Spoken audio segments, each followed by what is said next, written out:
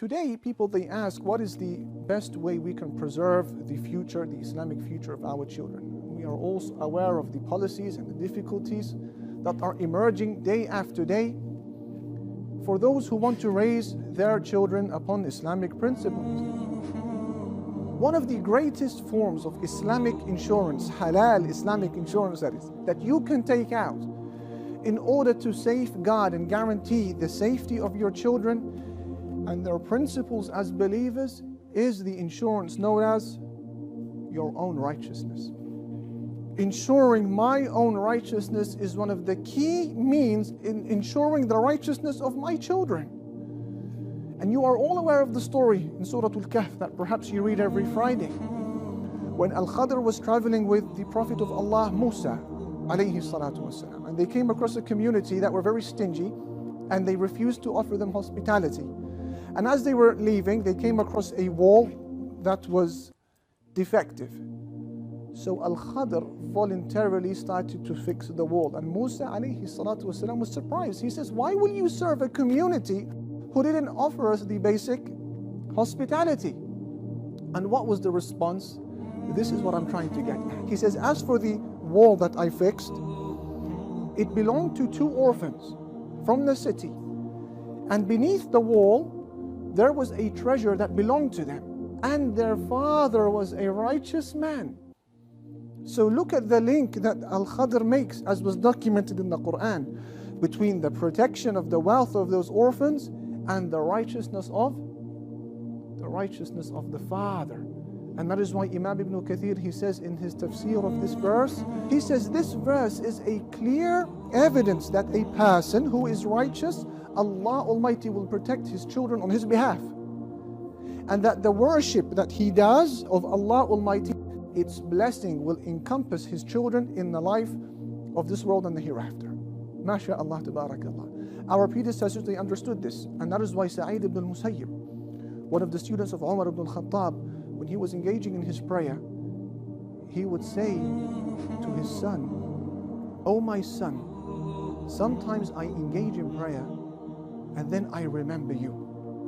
So I make my prayer very long, extra long, hoping that Allah will make you righteous." MashaAllah. Imam Sufyan al-Thawri, may Allah have mercy on him, was born in the year 97 after the hijrah of the Prophet ﷺ to Medina. And his father, Sa'id ibn Masruq, was also one of the leading scholars in the field of hadith. So a quick footnote here, brothers and sisters, look at the influence and the positive effect that good tarbiyah, having good practicing parents, can have on your progeny. Sufyan did not appear from a vacuum. His father was also a scholar in the field of hadith. But it wasn't just the father of Sufyan al-Thawri who was a wonderful influence on his son, but the mother as well. His mother was a remarkable woman, and she played a chief role in the production of Sufyan. And listen to the advice that she would give her son when he was still an emerging adult. She said to him, "Oh Sufyan, go and pursue Islamic knowledge, and I will finance you through the money that I make through the spinning and weaving." MashaAllah.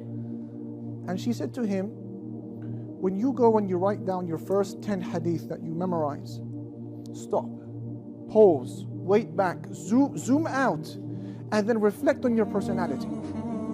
Oh my son, if you feel that these 10 hadith that you have taken have increased you in knowledge, have increased you in the fear of Allah, have increased you in composure, and they have increased you in patience, then continue. This is knowledge that will benefit you. If, however, you feel that this is knowledge that does not benefit you and has no change in your personality and how you present yourself, then stop and choose a different career for yourself. That is knowledge that will end up harming you. MashaAllah. Du'ayb ibn Harb, he said in praise of Sufyan, "I suspect that on the day of judgment, Allah Almighty will bring Sufyan as a proof from Allah against humanity. And it will be said to the people, it is true that you did not meet the Prophet Muhammad ﷺ, but you certainly met Sufyan."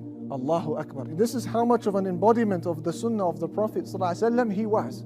Assalamu alaikum brothers and sisters. Hope this video was helpful for you. This may help others too, so please consider sharing, and we will bring more videos in the future inshallah. So consider subscribing and you won't miss any. Jazakallahu khairan.